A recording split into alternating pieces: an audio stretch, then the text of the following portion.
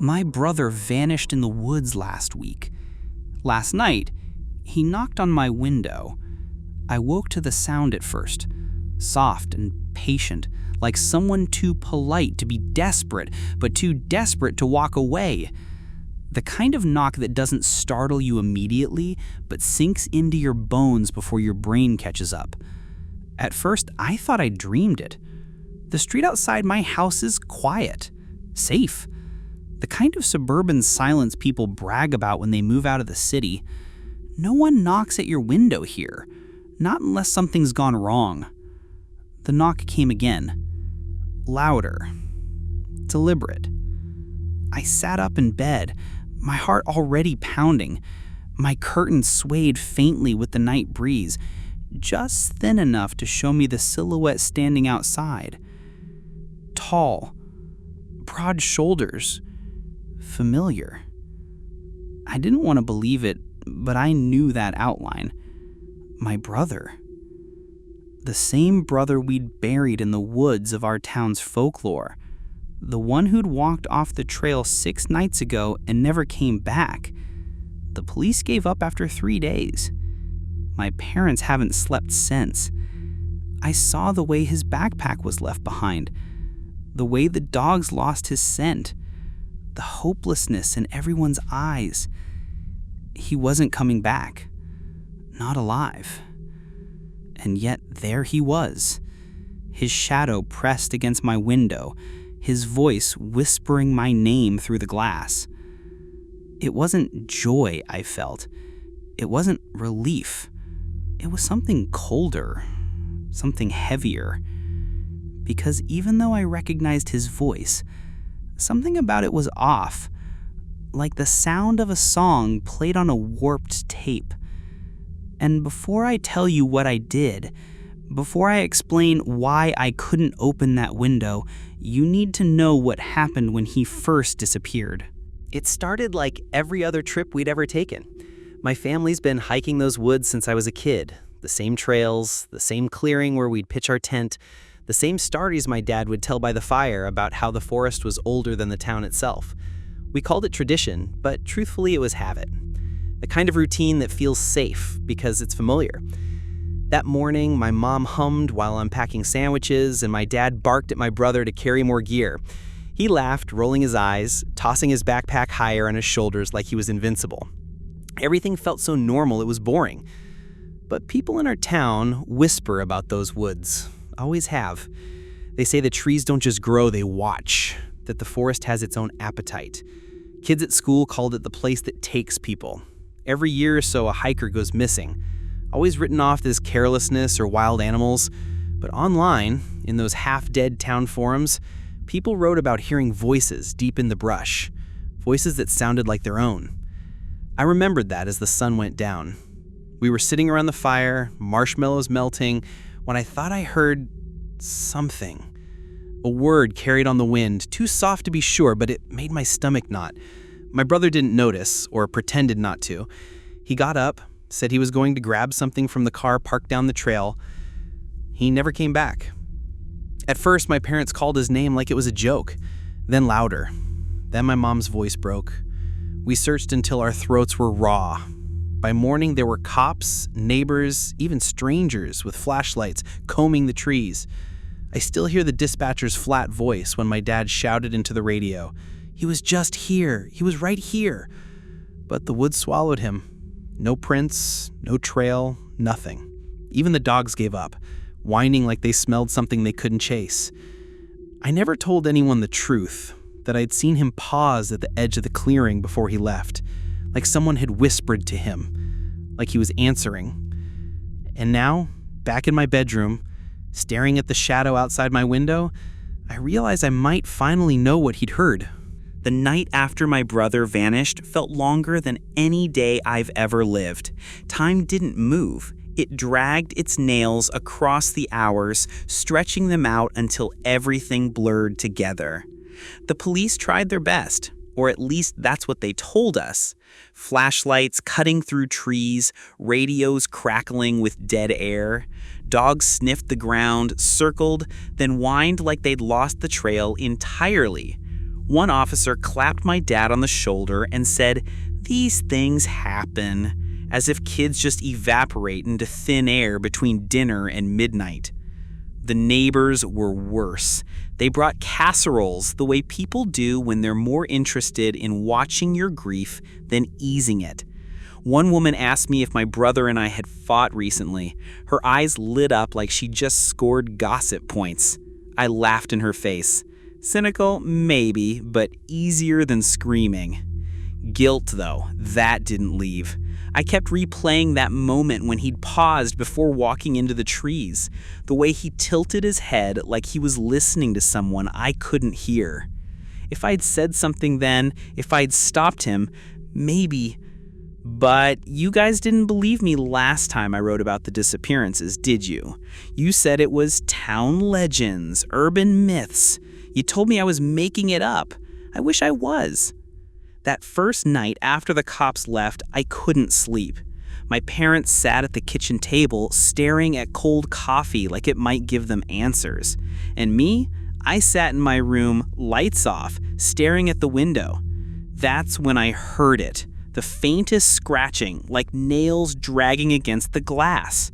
I told myself it was branches, wind, some stray animal. But deep down, I knew better. Because last night, the sounds didn't stop at scratching. The scratching had been bad enough, but the knock, that was worse. It came steady this time, measured, like a rhythm he wanted me to memorize. My brother's voice followed, muffled through the glass. "It's me. Let me in." It should have been a relief, right? Hearing him again, but his tone wasn't alive. There was no urgency, no panic, not even the relief of finding me. It was flat, rehearsed, like someone had given him a script and told him not to deviate. The silhouette never moved. He stood as still as a scarecrow, shoulders square, head tilted just slightly toward the glass. I wanted him to fidget, to scratch his arm, to glance away, something human. Instead, there was only that awful stillness.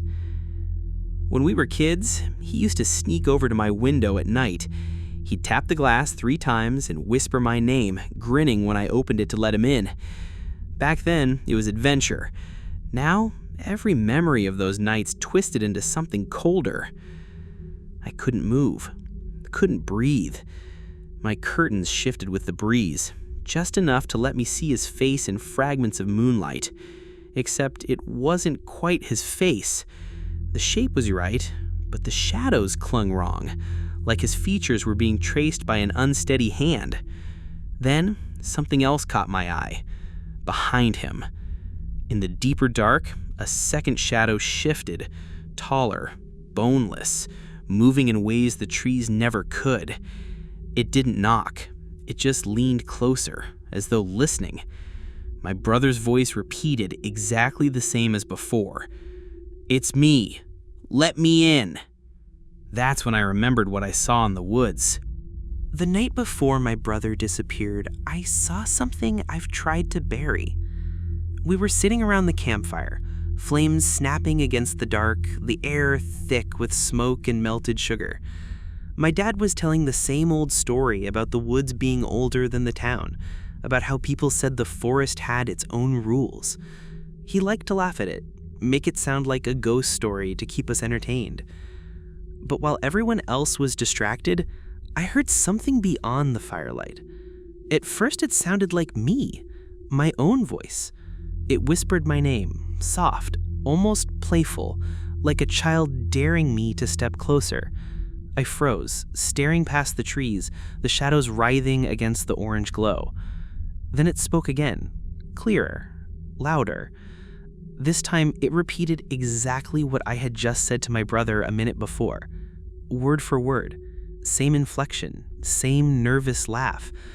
I remember whispering, "That's not funny," and hearing my own words echo back from the dark. "That's not funny." My brother looked at me, confused. He hadn't heard it the way I had, or maybe he thought I was messing with him. The stories came rushing back then, the ones people posted online under fake usernames. They didn't call them skinwalkers here, not exactly. Some said they were hollow men, things that wear the sounds of the living until you follow them too far. Some said the forest itself borrowed voices the way trees borrow sunlight. I didn't tell the cops. I didn't tell my parents, because who would believe me that I'd heard myself speaking from somewhere in the trees? But I saw my brother's face that night, the way his eyes flicked toward the woods like he'd heard something too. He didn't say it, but I knew.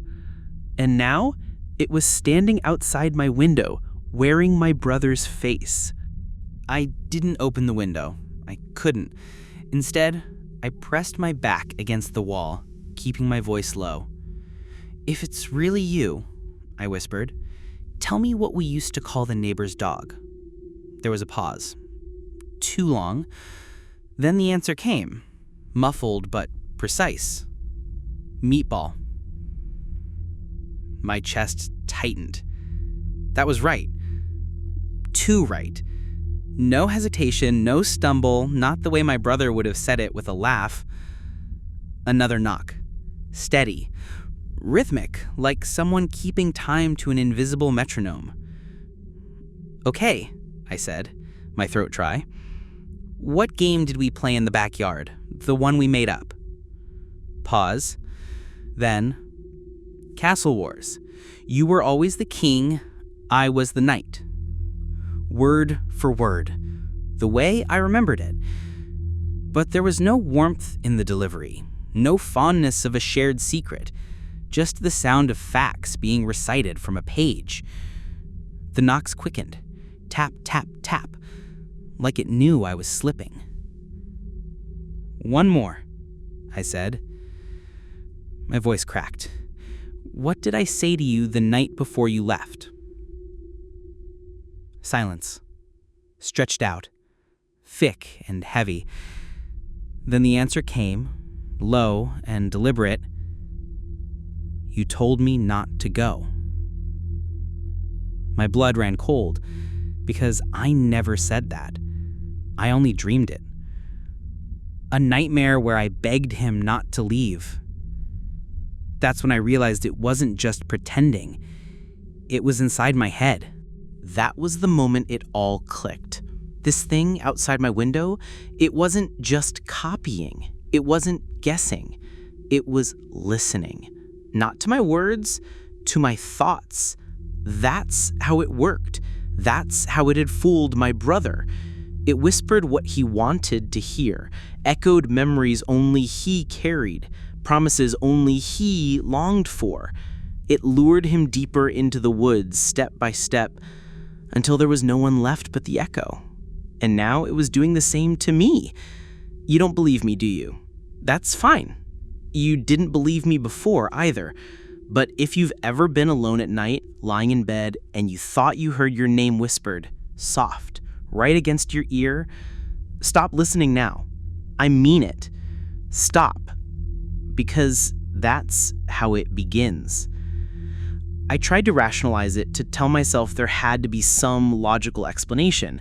Maybe I was hallucinating. Maybe grief had dug itself into my skull so deep I couldn't separate thought from sound anymore.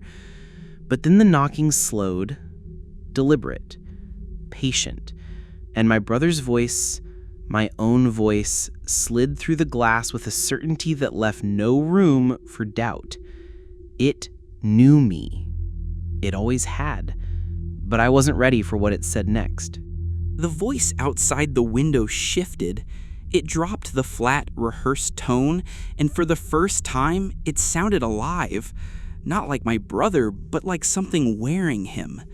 "You let me walk into the dark alone," it whispered. "You didn't stop me. You wanted me gone." I froze. Those weren't memories.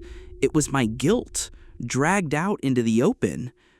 Another knock, louder. "They blame you, you know. Mom, Dad, they look at you and wonder why it wasn't you instead."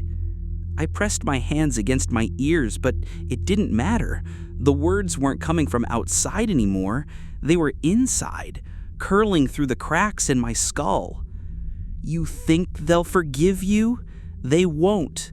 But I can. Just let me in. Let me in, and it'll all stop."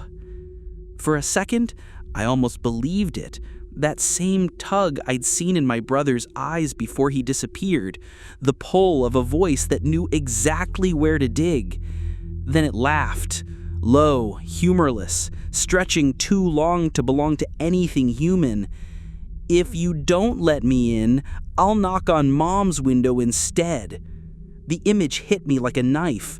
My mom waking to that same hollow silhouette, that same voice, her hope breaking into something worse. I couldn't let it happen. So I made a choice I'll regret for the rest of my life. I told myself I wouldn't open the window, no matter what it said, no matter how hard it knocked. That was my choice. Stay put, stay silent, pretend I couldn't hear. At first, it worked. The voice faded into a low murmur, as if it had grown bored. The knocking slowed, softer, almost polite again. I thought maybe it would leave. But then came the second knock, on the opposite side of the house, and then another. I ran to the hallway, my chest pounding, and that's when I heard it. Knocks at every window, every wall, a chorus of fists pounding in sync, shaking the glass. My brother's voice wasn't alone anymore. It split, multiplied, overlapping in perfect mimicry until it was dozens of him calling out at once. "It's me, let me in. It's me, let me in. It's me, let me in." I pressed my back to the front door, covering my ears, but it didn't stop. Shadows passed over the curtains, stretched tall and thin, then short and crooked, shifting like they couldn't decide what shape to take. Every window reflected a different version of him. My brother grinning, crying, silent, furious, 1,000 masks. That was the moment I realized I hadn't just lost him, I had multiplied him. I wanted to scream for help, but my voice felt trapped. Like if I spoke, they'd grab the words out of my throat and wear them next. I don't know if the real him was ever out there. Maybe he really was still alive, begging me to open the glass while I turned him away. Or maybe he'd been gone the moment he stepped into those woods, and I was just entertaining whatever had taken his shape. I'll never know. Because eventually the knocks stopped. The voices fell silent, and I was left in the dark, trembling, waiting for the next sound. But the silence didn't feel like safety. It felt like a pause, a cycle resetting, and I knew it wasn't over. The silence didn't last. It never does. Last night, just as I was convincing myself it was finally over, I heard it again. The knock. Slow, patient, right against the glass. But this time, it wasn't calling for me. It was calling for you. I know how insane that sounds. I'm just some stranger telling a story through a screen. You think you're safe because there's glass and distance and a glowing monitor between us. But that's the same lie I told myself, that walls, locks, neighborhoods, and numbers would keep me safe. They don't. The thing outside doesn't care about locks. It doesn't care about miles. It only needs your attention. A crack in the door of your mind and it slips in. That's why it waits. That's why it whispers.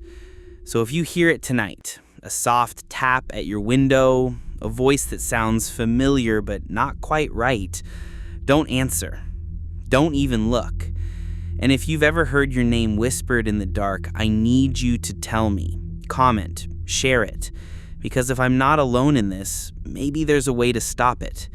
Maybe. But I can already hear it shifting again, multiplying, knocking. And this time, it's not using my brother's voice. It's using yours. If you hear the knock tonight, don't answer, please.